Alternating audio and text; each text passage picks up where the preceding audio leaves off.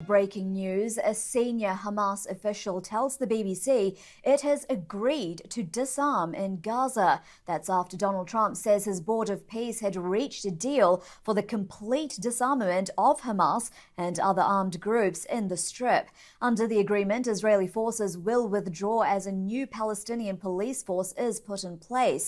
የዩናይትድ ስቴትስ ፕሬዝዳንት ዶናልድ ትራምፕ የፍልስጤሙ ሐማስ ትጥቁን ለመፍታት መስማማቱን በይፋ ማወጃቸውን ተከትሎ ከድርጅቱ ወገን በኩልም ሂደቱን አስመልክቶ ይፋዊ ማረጋገጫ መሰጠቱን በመካከለኛው ምስራቅ ቀጠናው ፖለቲካዊና ወታደራዊ ምህዳር ላይ አዲስ የታሪክ ምዕራፍ ከፍቷል። ይህ ድንገተኛና ዘላቂ ዲፕሎማሲያዊ ለውጥ ለበርካታ ዓመታት ደም ሲፋሰስ በቆየው ቀጠና ውስጥ አዲስ ተስፋና ጥርጣሬን በአንድ ላይ አዝሎ የመጣ ሆኗል። ይሁን እንጂ የዚህ ስምምነት መሬት መርገጥና ወታደራዊ አንድምታም በቅርበት ሲፈተሽ ቀጠናውን ወደ አዲስ የኃይል ሚዛን የሚያሸጋግር ወይስ ሌላ ውስብስብ ፖለቲካዊ ውጥረት የሚጋብዝ ነው የሚለው ጥያቄ ትኩረት ስቧል። በተለይም ዋሽንግተን በጋዛ የሚታየውን የወታደራዊ እንቅስቃሴን ሙሉ በሙሉ ለመክታትና ትጥቅ ለማስፈታት የምትከተለው ስትራቴጂ ከዚህ ቀደም በሊባኖስ ሄዝቦላ ላይ ለማስፈጸም ስትጥር የነበረውን የታሪክ መስመር የሚያስታውስ ነው በሚል በሰፊው ሞግታል። ይሁንና የጋዛውና የሊባኖስ ተጨባጭ ሁኔታ የህዝብ ስነልቦናዊ አቋምና የአደረጃጀት ባህሪ መሰረታዊ ልዩነቶች ያሉት በመሆኑ ሂደቱን በተመሳሳይ መነጽር መመልከት የራሱ የሆኑ ስትራቴጂያዊ ስህተቶችን ሊያስከትል ይችላል። በተከታዮቹ ደቂቃዎች ይህንኑ ሰፋ አድርገን እንመለከታለን። አብረን እንቆይ።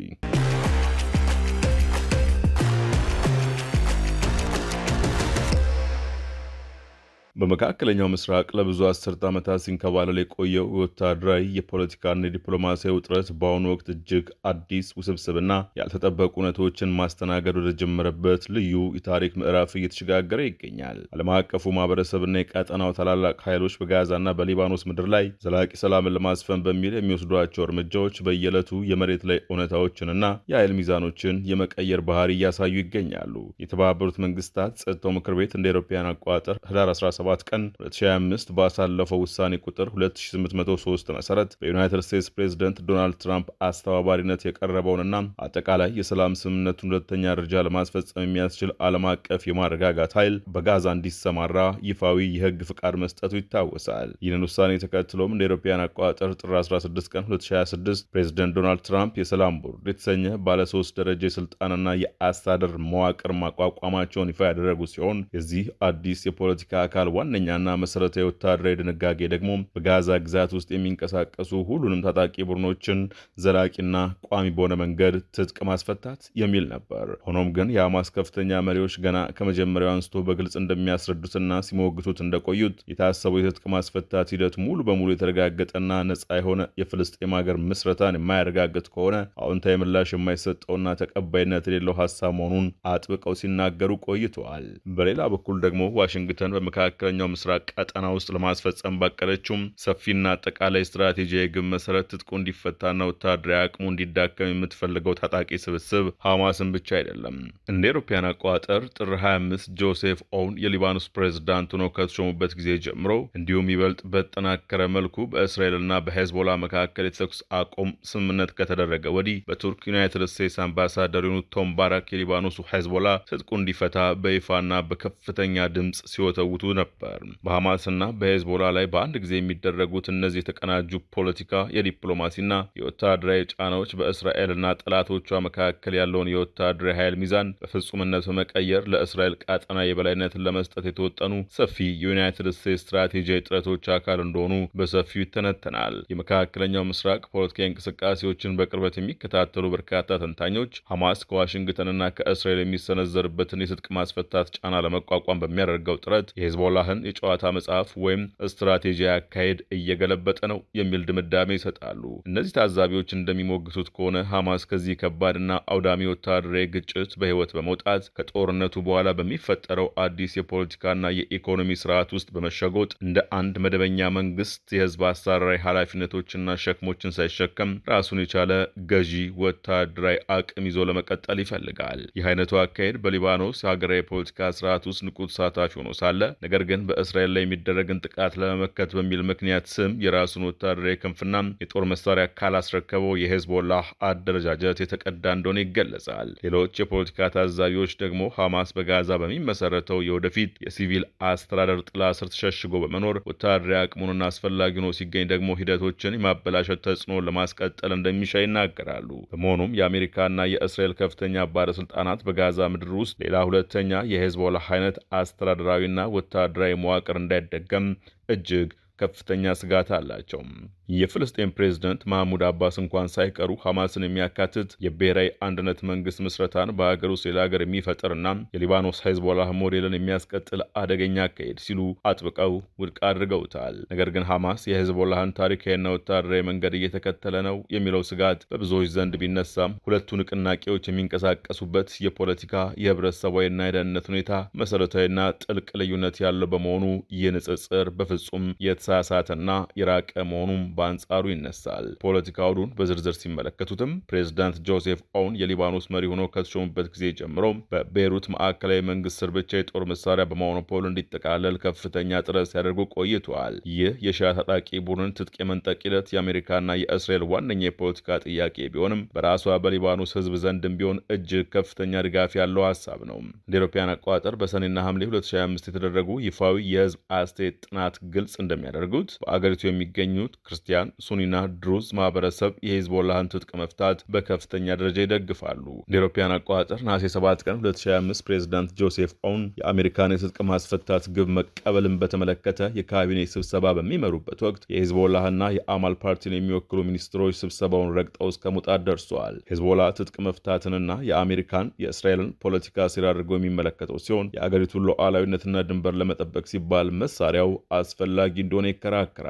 ነገር ግን በአሁኑ ወቅት የሊባኖስ ህዝብና ማዕከላዊ መንግስት የጦር መሳሪያ በሀገር ደረጃ ብቻ እንዲያዝ ጥሪውን በማጠናከራቸው ሄዝቦላህ ከባድ የፖለቲካና የማህበራዊ ድጋፍ ማጣት ገጥሞታል። በሌላ በኩል ሐማስ የሚገኝበት የፍልስጤም ፖለቲካ አውድ ሙሉ በሙሉ የተለየ በመሆኑ የትጥቅ ማስፈታቱን ሂደት እጅግ አታካችና አስቸጋሪ አድርጎታል። የሐማስ ደጋፊ ወይም አባል ያልሆኑ ተራ ፍልስጤማውያን እንኳን ሳይቀሩ የትጥቅ መያዝ አስፈላጊነት ላይ ጠንካራና ወጥ የሆነ ሀገራዊ ስምምነት አላቸው። እንደ አውሮፓውያን አቆጣጠር ጥቅምት 2025 የፍልስጤም የህዝብ አስተያየት ጥናትና ምርምር ማዕከል ያካሄደው አጠቃላይ ጥናት እንደሚያሳየው 70% የሚሆኑ ፍልስጤማውያን ይህም በዌስት ባንክ እስከ 80% ከፍ ብሎ በጋዛ ደግሞ እስከ 55% ዝቅ የሚል ሲሆን ጦርነቱን ሙሉ በሙሉ ለማቆም እንደ ቅድመ ሁኔታ እንኳን ትጥቅ መፍታትን በፍጹም እንደማይቀበሉ ታረጋግጧል። ፍልስጤማውያን የሐማስን መሳሪያ የችግራቸውና የሉዓላዊነታቸው እጦት ምንጭ አድርገው አይመለከቱትም። ይልቁንም የራሳቸውን የፖለቲካ የብሔራዊና የኢኮኖሚ ውሳኔ እንዳይወስኑ ያደረጋቸው ዋነኛው ምክንያት የረዥም ጊዜ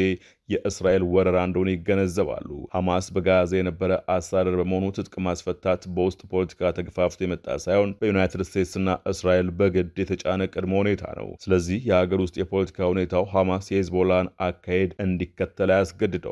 ከደህንነትና ከወታደራዊ መዋቅር አውድ አንጻር ሲታይም ሁለቱ ቡድኖች የሚንቀሳቀሱበት መንገድ እጅግ ይለያያል። ሄዝቦላህ ከ1980ዎቹ ጀምሮ በሊባኖስ የሺዓ አካባቢዎች ጠንካራ የፖለቲካና የማህበራዊ መሰረት በመጣስ በተለይም እስራኤል ከ1982 እስከ 2000 በቁጥጥሯ ስር አድርገው በነበረው የሊታኒ ወንዝ ደቡባዊ ክፍል ሰፊ ወታደራዊ መዋቅሩን ዘርግቶ ነበር። ሄዝቦላ የተለያዩ ማህበራዊ አገልግሎቶችን በመስጠት በመንግስት ውስጥ ያለ ሌላ መንግስት ሆኖ ሲሰራ ቆይቷል። ሐማስ ግን ከታች ወደ ላይ በተዘረጋ ያልተማከለ መዋቅር የሚንቀሳቀስ በመሆኑ የእስራኤል ከባድ ጥቃት ሊያፈርሱ አልቻለም። እስራኤል በርካታ የሐማስ ከፍተኛ መሪዎችን ብትገድልም ያልተማከለው የወታደራዊ ውሳኔ ሰጭነት መዋቅሩ የቡድኑን ህልውና አስቀጥሏል። ለአውሮፓውያን አቆጣጠር ጥቅምት 10 ቀን 2025 ከተደረገው የተኩስ ማቆም በኋላ ሐማስ ቁጥጥሩን በማጠናከር ከጠላት ጋር የተባበሩ ቡድኖችን መጥቷል። ስለዚህ ሐማስ ወደ ሄዝቦላ ሞዴል መቀየር በጦርነት ጊዜ ያለውን ያልተማከለ ወታደራዊ ምቾትና ተመጣጣኝነት ያሳጠዋል። በሊባኖስ ሄዝቦላህን ትጥቅ ለማስፈታት የተደረጉ ታሪካዊ ሙከራዎች ሁሉ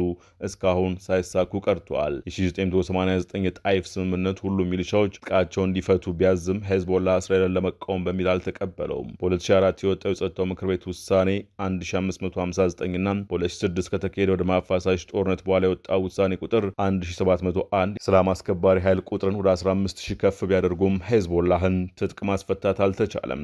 ከ2023 ጀምሮ እስራኤል ያካሄደችውና ከ4000 በላይ ሰላማዊ ሰዎችን የገደለው ጥቃትም ቢሆን አሜሪካ የምትፈልገውን ሙሉ ትጥቅ ማስፈታት አላሳካም። ሐማስ የሄዝቦላህን ሞዴል ተከትሎ በሀገር ውስጥ ሌላ ሀገር ለመሆን ቢሞክር ኖሮ ከፍልስጤም ህዝብ ጋር ይጋጭ ነበር። ነገር ግን አሁን ባለው ሁኔታ ሁኔታ ሐማስን ትጥቅ ማስፈታት ከሂዝቦላ ይበልጥ እጅግ አስቸጋሪ ይሆናል። የተለያዩ ዓለም አቀፍ የዜና ምንጮች እንደዘገቡት በጋዛና በሊባኖስ ባሉ የትጥቅ ማስፈታት መካከል ያለው ልዩነት ግልጽ ነው። በጋዛ ያለው ዋና ተግባር ሚሊሻን ወደ መንግስት ማዋሃድ ሳይሆን ከውድመት በኋላ ሀገር የመገንባት ሂደት ነው። ፕሬዚዳንት ዶናልድ ትራምፕ በትሩዝ ሶሻል ገጻቸው ላይ ሐማስና ሌሎች የፍልስጤም ታጣቂዎች ትጥቅ ለመፍታት በስምምነት ማዕቀፍ ላይ መስማማታቸውንና ይህም ታሪካዊ እርምጃ እንደሆነ አስታውቀዋል። አልጀዚራ ያገኘው የስምምነት ሰነድ እንደሚጠቅሰው የትጥቅ ማስፈታት ዝርዝር ንድፈ ሐሳብ በ14 ቀናት ውስጥ የሚዘጋጅ ሲሆን ሂደቱ ከእስራኤል ሰራዊት ደረጃ በደረጃ መውጣት ጋር የተያያዘ ነው። የሐማስ ተደራዳሪ ቡድን አባል ቃዚ ሐማድ ለአልጀዚራ እንደገለጹት እስራኤል ግዴታዋን ካልተወጣችና ከጋዛ ካልወጣች ሐማስ የስምምነቱን አንድም ክፍል አይተገብርም። እንዲሁም መሳሪያዎቹ ለጠላት እንደማይረከቡና ሂደቱ ትጥቅ ማስፈታት ሳይሆን በብሔራዊ ኮሚቴ ቁጥጥር ስር ዕቃዎችን የመዝገብና የማከማቸት ስራ እንደሆነ ገልጸዋል። የአልጀዚራ ዋሽንግተን ዘጋቢ አለም ፊሸር እንደዘገበው በቦታው የሚተካው የፍልስጤም ፖሊስ ከዓለም አቀፍ አስተባባሪ ኃይል ጋር የሚሰራ ሲሆን በዚህ ኃይል ውስጥ የኢንዶኔዥያና የቱርክ ሰራዊት ሊካተቱ ይችላሉ። ወታደራዊ ተንታኙ ኒዳል አቡ ዘይድ በኩላቸው ዕቃዎችን መመዝገብና ማከማቸት በሶስተኛ ወገን የሚከናወን በመሆኑ በጠላት ኃይል ከሚደረገው ትጥቅ ማስፈታት ይለያል ሲሉ ተናግረዋል። ግብጽ፣ ካታር፣ ቱርክና ዩናይትድ ስቴትስ በካይሮ ውይይት እያደረጉ መሆናቸውን የአልቃሂራ ኒውስ የዜና ምንጭ ዘግቧል። በሌላ በኩል የፍልስጤም እስላማዊ ጂሃድ ቡድን በስምምነቱ ቃላት ላይ ተቃውሞ እንዳለው አስታውቋል። ሲኤንኤን እና ቢቢሲ እንደዘገቡት የሐማስ አዲሱ የጋዛ መሪን ኻሊል አልሃያ ወደ አመራር ከመጡ በኋላ በጋዛ ህዝብ ላይ የደረሰውን ሰብአዊ ውድመት ከግምቱ በማስገባት ይህንን ወሳኝ ውሳኔ አስተላላፊ ውሳኔ አሳትፈዋል። ቢቢሲ ያነጋገራቸው የሐማስ ኃላፊ ውይይቱ እጅግ አታካች እንደነበረ ገልጸዋል። በአጠቃላይ ሐማስ በጋዛ ያለው ሁኔታ ከሂዝቦላ የተለየ በመሆኑ ዋሽንግተን ሁሉንም በአንድ አይነት ሞዴል ለመለካት የምታደርገው ጥረት መሬት ላይ ካለው እውነታ ጋር የተጣጣመ አይደለም። በተጨማሪም የዲፕሎማሲው ምህዳር በስፋት ሲመረመር የዩናይትድ ስቴትስ አስተዳደር በመካከለኛው ምስራቅ የሚያደርገው ተጽዕኖ በይፋዊ መግለጫዎች ብቻ የተገደበ እንዳልሆነ መረዳት ይቻላል። ፕሬዚዳንት ዶናልድ ትራምፕና የሰላም ቦርድ አባላት በጋዛ አዲስ ቴክኖክራት አሰራር ለመስረት የሚያደርጉት ጥረት ከቀጠናው ሀገራት ፍላጎት ጋር በየጊዜው ሲጋጭ ይስተዋላል። ሐማስ ይፋዊ መንግስትነት ሚናን ለመልቀቅ መወሰኑ በራሱ በዋሽንግተንና በእስራኤል ላይ ከፍተኛ የፖለቲካ ጫና ፈጥሯል። ይህ ውሳኔ ሐማስ ከቀጥታ አስተዳደራዊ ኃላፊነት ወጥቶ ሙሉ በሙሉ ወደ ፖለቲካዊና ወታደራዊ እንቅስቃሴው እንዲመለስ መንገድ የሚከፍት በመሆኑ ዋሽንግተን በምትፈልገው መልኩ ቡድኑን ሙሉ በሙሉ አቅም አልባ ማድረግ አልተቻለም። በሌላ በኩል የእስራኤል መንግስት በጋዛ ውስጥ የሚከናወነውን ማንኛውንም የትጥቅ ማስፈታት ሂደት በተመለከተ ያለው ጥርጣሬ ከፍተኛ ነው። ምንም እንኳን የአሜሪካ ባለስልጣናት ከእስራኤል ጋር በእያንዳንዱ እርምጃ በመመካከር እየሰሩ እንደሆነ ቢገልጹም እስራኤል ሐማስ መሳሪያውን ያወርዳል ብላ አታምንም።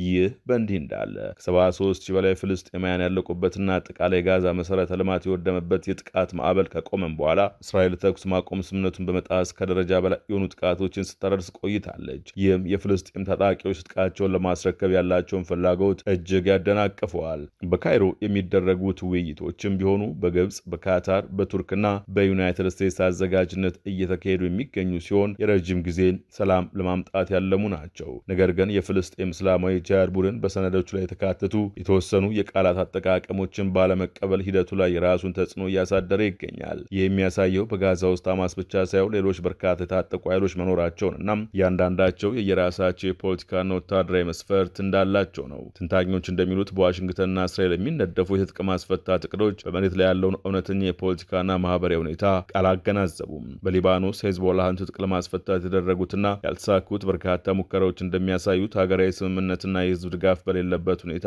በውጭ ኃይሎች የሚጫን የትጥቅ ማስፈታት እቅድ ስኬታማ ሊሆን አይችልም። በጋዛም ቢሆን የፍልስጤም ህዝብ ወረራው እስከቀጠለ ድረስ ትጥቅ መፍታትን እንደ ሽንፈትና ለበለጠ ጥቃት የመጋለጥ አደጋ አድርጎ ስለሚቆጥረው የትራምፕ አሰራር የሚያካሄደው የትጥቅ ማስፈታት ጥረት መሬት ላይ ካለው እውነታ ጋር ተጋጭቶ የሚቀጥል ይሆናል። የዛሬው ጥንቅር በዚሁ ተጠናቀቀ። አዲስ ማለዳን ሰብስክራይብ ማድረግ አይዘንጉ። ጤና ይስጥልን።